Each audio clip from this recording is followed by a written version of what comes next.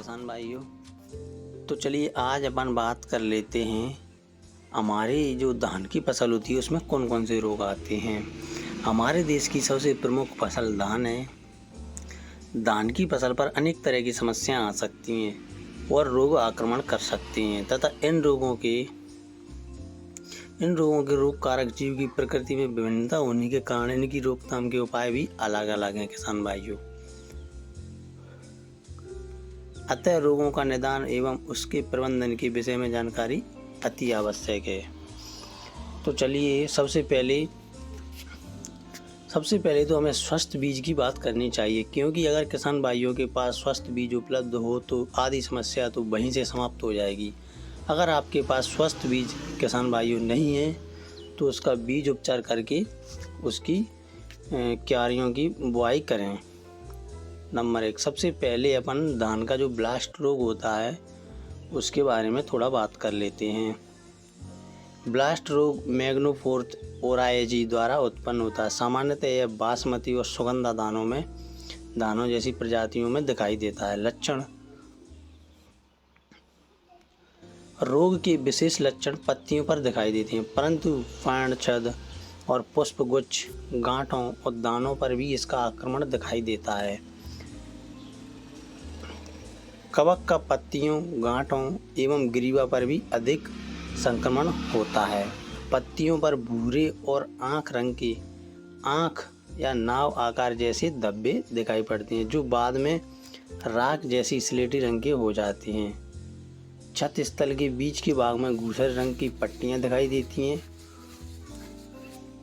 और जो अनुकूलन वातावरण में जो छत स्थल होता है वो बढ़कर आपस में मिल जाती हैं। परिणाम स्वरूप पत्तियां झुलसा रोग से झुलस जाती हैं और गांठ का जो झुलसा रोग होता है उसमें गांठ काली होकर टूट जाती है, क्योंकि कवक के आक्रमण से भूरे रंग के धब्बे बन जाते हैं जो गांठ के चारों ओर घेर लेते हैं। और जो इसे एक होता है गर्दन ब्लास्ट रोग।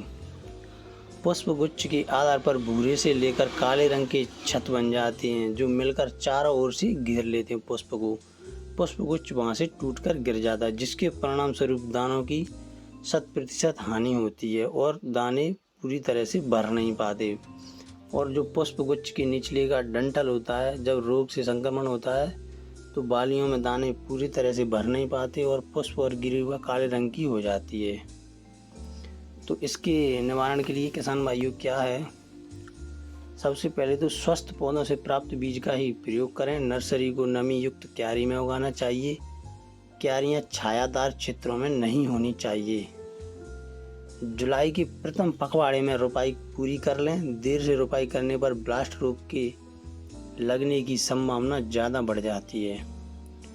ट्राइसाइक्लोजोल से बीज उपचारित कीजिए और उसमें थोड़ी कार्बनडाजिम मैनकोजिब की मात्रा भी मिला लीजिए।